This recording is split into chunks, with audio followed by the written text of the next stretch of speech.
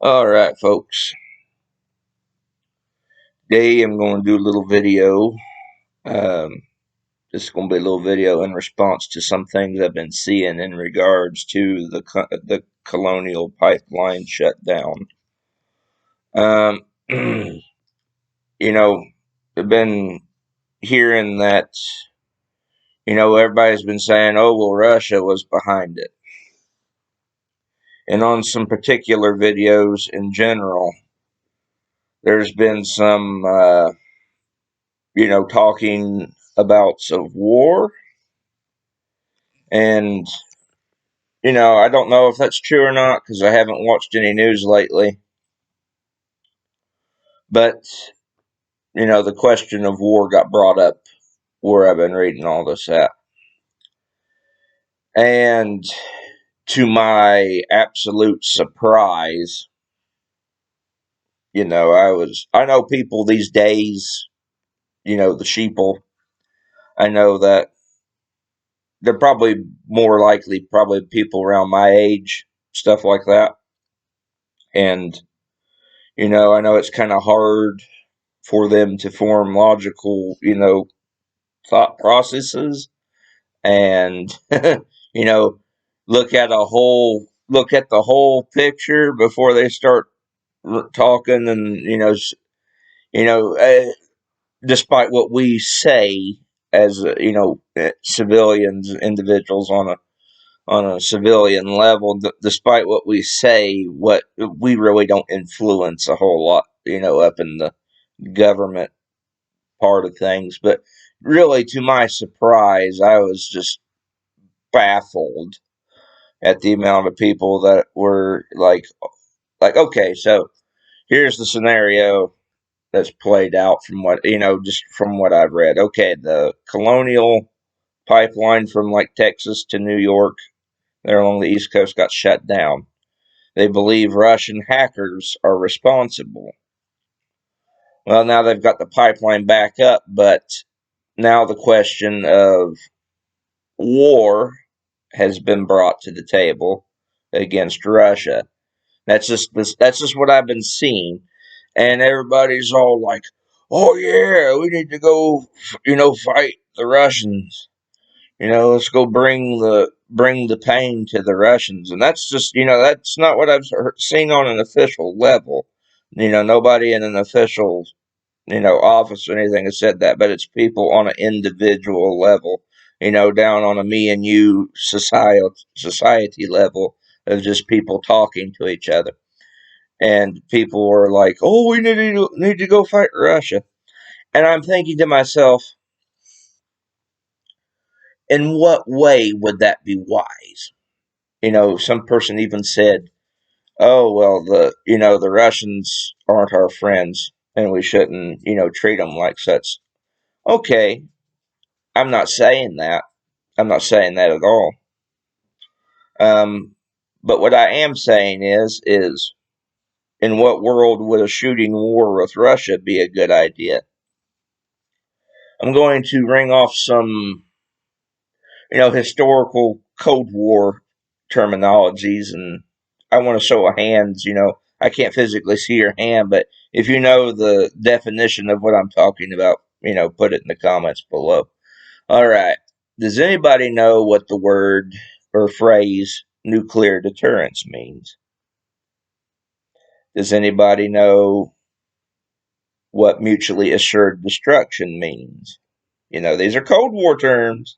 Back when Russia was the Soviet Union and, 1950s to like 1990, like 1991 type deal. Does anybody know what the Castle Bravo tests were at Bikini Atoll or Sarbomba? Yeah. Um, Conflict with Russia. And, somebody could probably accuse me of, oh, well, you just think our military is weak. I don't believe that. And I don't believe Russia's military is weak either. Simply, I'm voicing my opinion. God forbid you have an opinion on the internet these days. I'm voicing my opinion on the fact that if, a shooting war with Russia, it, I mean, if we got, like, say, if we got into a land war where it's our soldiers and infantry fighting Russia's soldiers and infantry, that starts a countdown, and that countdown clock, you know, like, the countdown to when it goes nuclear begins, because we are a world power, the United States. Russia is a world power. You know, it's not, the past couple of wars. I kind of think some people my age kind of get, they look at Call of Duty and video games and stuff like that, and just think, they look at that, and it's not all people my age. I'm just, generalizing, and I really shouldn't be doing that. Um, but I'm just giving an example that a lot of people my age, and I'm 25, and it ain't been that long ago since I've been out of high school, and even then, people weren't, history class wasn't people's favorite subject, and when from, like, in geography, history of the world in freshman year of high school, I learned quite a bit, and I myself already knew quite a bit about history, going into history classes and stuff. So I was already kind of ahead of the game, but I was the exception, not the rule, when it came to, my fellow classmates. A lot of them couldn't even point on a map and tell you where Russia was, or, any of they even couldn't find Asia on a map, like, where's Asia located at? Um, and by the way, that's a region, not a country. um, but yeah, so I see a lot of people my age, you know, not getting into politics here, politics aside, but it's like a lot of people on both sides of the aisle are just thinking, oh, well, we need to go get in a shooting war with Russia. I'm telling you, it's not a good idea. It wouldn't be good. And the thing is, too, is we're not really entirely too sure if it was Russia that was behind the pipeline, you know, the pipeline shutdown. Just because the government tells us it was doesn't mean it was. For whatever reason, this administration, this current one, wants to get in. They want to make Russia the bad guy for whatever reason, and you know a meteor could fall out of the sky, and they'd start pointing fingers at Russia. I believe. I have no ill will toward the Russians.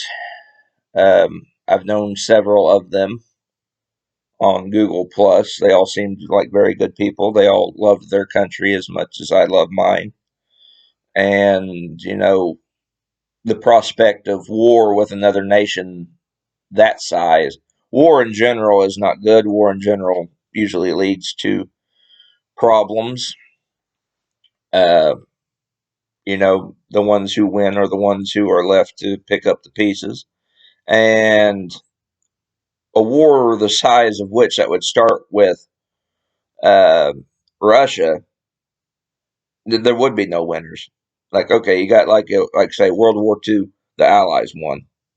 That was a war worth fighting. Vietnam, we really kind of didn't need to be involved in that, and then you had a few little flash conflicts here and there. But potentially starting World War III, who wins that? Just my opinion. The whole reason there hasn't been a shooting war with Russia in the Cold War. The highest tensions of the Cold War were the Cuban Missile Crisis, when Russia was putting, you know, nuclear weapons in Cuba. And John F. Kennedy put up a embargo, a naval blockade in the Atlantic there off the coast of Cuba, and Soviet carrier ships and warships were moving into the area, and that was like in 1962. That was the closest the world ever got to nuclear war. And luckily it didn't, because everybody, was able to sit down and come to a resolution. Russia pulled its nukes out of Cuba. We pulled our nukes out of Turkey.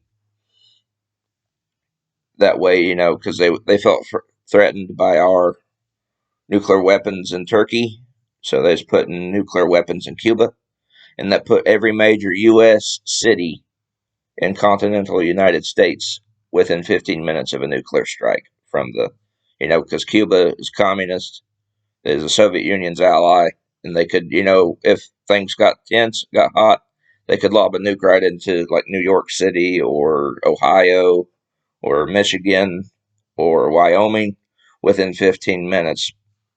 So, both sides came to the talking table. Uh, John F. Kennedy's people, Russia's people, like probably Robert McNamara on Kennedy's side, and I forget who it was the Soviets sent over to negotiate, but they came to the table, negotiated, and things calmed down. But getting into conflict with another country that's got weaponry and stuff about the size of ours just wouldn't be wise. That's my opinion. Of course, what I say, I'm just average Joe, but it really started kind of irking me what people were saying, and how many people were so gung ho, like, oh, let's go fight Russia, and I'm just thinking to myself, just like, in what world would that be a good idea? Hey, buddy, yeah, I got my dog here. Well, anyway, I'm just going to upload this, my thoughts and opinions on it, and I'll see you guys all in the next video.